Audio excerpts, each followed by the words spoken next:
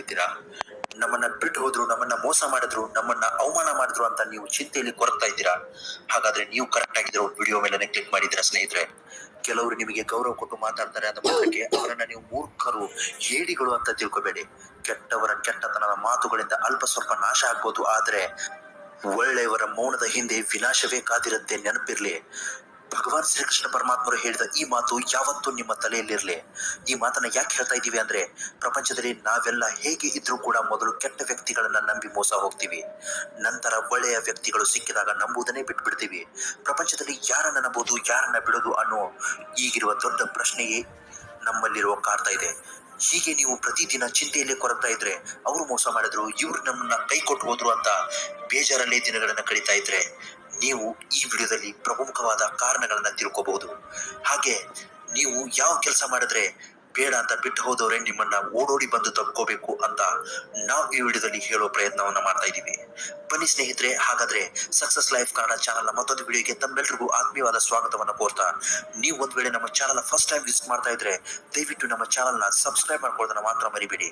ಹೀಗೆ ಎಲ್ಲ ತರಹದ ವಿಡಿಯೋಗಳು ನಮ್ಮಲ್ಲಿ ಅಪ್ಲೋಡ್ ಆಗ್ತಾ ಇರತ್ತೆ. ಸ್ನೇಹಿತರೆ, ಬಿಟ್ಟು ಹೋದವರ ಹಿಂದೆ ಹೋಗುವ ಅಭ್ಯಾಸ ನಮ್ಮದಾಗಬಾರ್ದು. ನಮ್ಮನ್ನ ಬಿಟ್ಟು ಹೋದವರನ್ನ ಹುಡುಕುವ ಅಭ್ಯಾಸವೂ ಕೂಡ ನಮ್ಮದಾಗಬಾರ್ದು.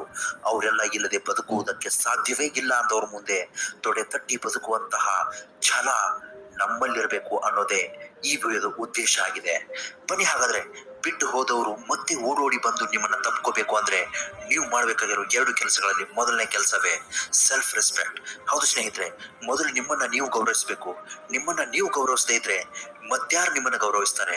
ಇವನ್ ಕೈಲಿ ಏನೂ ಆಗಲ್ಲ, ಇವನು ಒಬ್ಬ ಸೆಲ್ಫಿಶ್ ಫೆಲೋ, ಇವನೊಬ್ಬ ಯೂಸ್ಲೆಸ್ ಫೆಲೋ, ಇವನೊಬ್ಬ ಹೇಡಿ ಅಂತ ನಿಮ್ಮನ್ನ ಬಿಟ್ಟು ಹೋದವರೇ ಹೆಚ್ಚು ಅಲ್ವಾ? ಹಾಗಾದ್ರೆ ನೀವು ನಿಮ್ಮನ್ನ ಗೌರವಿಸೋದನ್ನ ಮೊದಲು ಕಲ್ತ್ಕೊಳ್ಳಿ. ಸೆಲ್ಫ್ ರೆಸ್ಪೆಕ್ಟ್ ಅನ್ನೋದು ಮನುಷ್ಯನಿಗೆ ತುಂಬಾ ಮುಖ್ಯವಾದ ಅಂಶ. ಸ್ನೇಹಿತರೆ, ನೀವು ಒಂದು ಬ್ಯಾಂಕ್ಗೆ ಹೋಗಿ 2 ಲಕ್ಷ ರೂಪಾಯಿ ಸಾಲ ಕೇಳಿ, ಬ್ಯಾಂಕ್ ಮ್ಯಾನೇಜರ್ ಏನ್ ಮಾಡ್ತಾರೆ ಗೊತ್ತಾ? ನಿಮ್ಮಲ್ಲಿರುವ ಪ್ರಾಪರ್ಟಿ ಏನು ಅಂತ ಕೇಳ್ತಾರೆ. ನಿಮ್ ಬಳಿ ಇರುವ ಪ್ರಾಪರ್ಟಿ ಎಷ್ಟು ವ್ಯಾಲ್ಯೂ ಆಗುತ್ತೆ ಅಂತ ಮೊದಲು ಕೇಳ್ತಾರೆ. ಯಾಕೆ ಗೊತ್ತಾ? ಯಾಕಂದ್ರೆ ಅವ್ರಿಗೆ ನಿಮ್ಮ ಮೇಲೆ ನಂಬಿಕೆ ಇರೋದಿಲ್ಲ. ನೀವು ಒಂದ್ ವೇಳೆ ಆ ಸಾಲನ ತೀರ್ಸೋದಕ್ಕೆ ಎಲಿಜಿಬಲ್ ಇಲ್ಲ ಅಂದ್ರೆ ನಿಮ್ಮ ಪ್ರಾಪರ್ಟಿನ ಅವರು ಜಪ್ತಿ ಮಾಡ್ತಾರೆ. ಅದಕ್ಕೋಸ್ಕರನೇ ಅವರು ನಿಮ್ಮ ಪ್ರಾಪರ್ಟಿ ಮೇಲೆ ಮೊದಲು ಕಣ್ಣಿಡ್ತಾರೆ. ನಿಮಗೆ ರಿಕವರಿ ಕೆಪಾಸಿಟಿ ಇಲ್ಲದೆ ಇದ್ರೂ ಕೂಡ ಅವರು ಆ ಪ್ರಾಪರ್ಟಿ ಮೇಲೆ ಅವರ ಹೆಸರನ್ನ ನಿಮ್ಮ ಪ್ರಾಪರ್ಟಿ ಮೇಲೆ ಬರ್ಕೊಂಡು ಆ ಪ್ರಾಪರ್ಟಿನ ಕಬ್ಜಾ ಮಾಡ್ಕೋತಾರೆ. ಯಾಕೆ ಹೇಳಿ? ರಿಕವರಿ ಕೆಪಾಸಿಟಿ ನಿಮ್ಮಲ್ಲಿ ಇದೆಯೋ ಇಲ್ವೋ ಅನ್ನೋದು ಅವ್ರಿಗೆ ಗೊತ್ತಿರಲ್ಲ. ಆದ್ರೆ ಒಂದ್ ವಿಷಯ ತಿಳ್ಕೊಳ್ಳಿ, ನೀವು ಬ್ಯಾಂಕಿಗೆ ಯಾಕೆ ಹೋಗ್ತೀರಾ ಹೇಳಿ? ನಿಮ್ಮ ಕಷ್ಟ, ನಿಮ್ಮ ದುಃಖ ತೀರ್ಲಿ ಅಂತ. ಅದೇ ರೀತಿ ನಿಮ್ಮಲ್ಲಿ ಒಂದು ಆತ್ಮವಿಶ್ವಾಸ ಇರುತ್ತೆ. ನಾನು 2 ಲಕ್ಷ ರೂಪಾಯಿ ಸಾಲ ತಗೊಂಡ್ರೆ ಅದನ್ನ ಖಂಡಿತವಾಗ್ಲೂ ತೀರಿಸ್ತೀನಿ ಅನ್ನುವ ಸೆಲ್ಫ್ ಕಾನ್ಫಿಡೆನ್ಸ್. ಎಸ್, ಅದೇ ಸೆಲ್ಫ್ ಕಾನ್ಫಿಡೆನ್ಸ್ ಅಂದ್ರೆ ಆತ್ಮವಿಶ್ವಾಸ.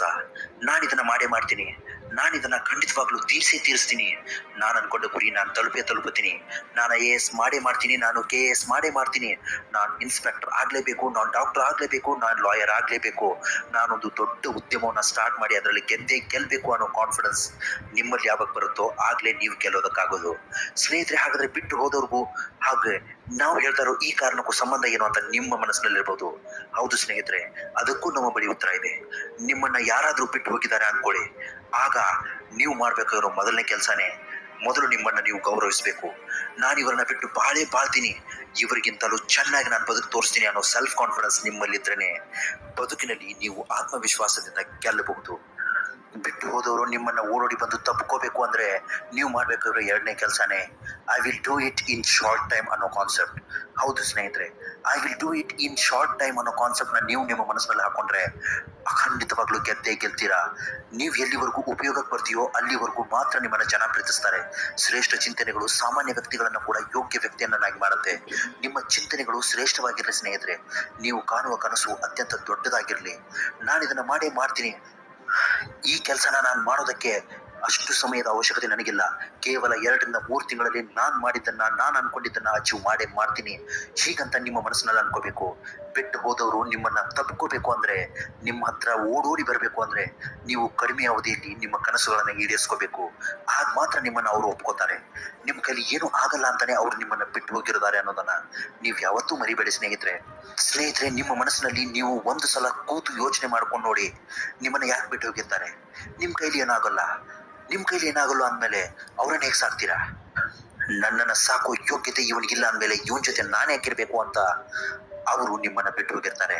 ಅಂದ್ರೆ ಅವ್ರ ಮೇಲೆ ಅವರು ಆತ್ಮವಿಶ್ವಾಸದಿಂದ ಯೋಚನೆ ಮಾಡಿ ನೋಡಿರ್ತಾರೆ. ನನ್ನ ಜೊತೆ ಬಾಳುವಂತಹ ಯೋಗ್ಯತೆ ಇವನಿಗಿಲ್ಲ, ಇವನ್ ಜೊತೆ ನಾನು ಇದ್ರೆ ಎಷ್ಟು ಸತ್ರೆ ಎಷ್ಟು, ಅದಕ್ಕಿಂತಲೂ ನಮ್ಮ ಬದುಕನ್ನ ನಾವು ನೋಡ್ಕೋಬೇಕು ಅಂತ ಅವ್ರು ನಿಮ್ಮನ್ನು ಬಿಟ್ಟು ಹೋಗಿರ್ತಾರೆ ಸ್ನೇಹಿತರೆ. ಅದನ್ನ ನೀವು ಮೊದಲು ತಲೆಯಲ್ಲಿ ಹಾಕೊಳ್ಳಿ.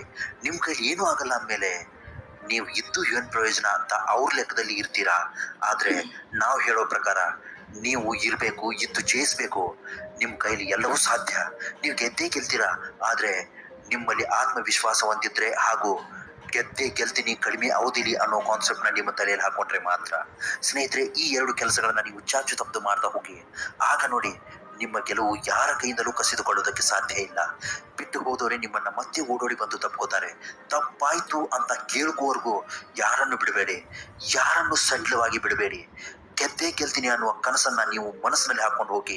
ಕನಸುಗೂ ನೆನಸಿಗೂ ಒಂದೇ ವ್ಯತ್ಯಾಸ ಸ್ನೇಹಿತರೆ. ಕನಸು ಕಾಣಲು ಶ್ರಮವಿಲ್ಲದ ನಿದ್ದೆ ಬೇಕು, ಅದೇ ಕನಸನ್ನ ನನಸು ಮಾಡೋದಕ್ಕೆ ನಿದ್ರೆ ಇಲ್ಲದ ಶ್ರಮ ಬೇಕು. ಆಗ ಮಾತ್ರ ನಿಮ್ಮ ಎತ್ತರಕ್ಕೆ ಬೆಳೆಯೋದಕ್ಕೆ ಸಾಧ್ಯ. ಕೆಲವು ಜನ ನಿಮ್ಮನ್ನ ನೋಯಿಸಿ ನಿಮ್ಮಿಂದಲೇ ನೋವಾಗಿದೆ ಅನ್ನೋ ತರ ನಡೆಸ್ತಾರೆ. ಕೊರಕೆ ಹೊಡೆಯುವ ಸಾಧಕನಿಗೆ ಕರಿಕೆ ಹುಲ್ಲು ಬುದ್ಧಿ ಕಲಿಸುತ್ತೆ. ಸೋತು ಸೋತು ಸುಣ್ಣವಾದ ಛಲಗಾರನಿಗೆ ಸೋಲೆ ಮತ್ತಷ್ಟು ಬುದ್ಧಿ ಕಲಿಸುತ್ತೆ. ಕೊನೆಗೊಂದು ಮಾತು ಹೇಳ್ತೀವಿ ಕೇಳಿ. ಮೋಸ ಮಾಡಿ ಜೀವನದಲ್ಲಿ ನೆಮ್ಮದಿಯಾಗಿ ಇರೋರು ಇತಿಹಾಸದಲ್ಲೇ ಯಾರು ಇಲ್ಲ. ಆದ್ರೆ ಮೋಸ ಹೋಗಿ ಜೀವನದಲ್ಲಿ ಗೆದ್ದು ನೆಮ್ಮದಿಯಾಗಿರೋರು ಇತಿಹಾಸವನ್ನೇ ಸೃಷ್ಟಿ ಮಾಡಿದ್ದಾಗಿದೆ. ನಮಸ್ಕಾರ ಎಲ್ರಿಗೂ.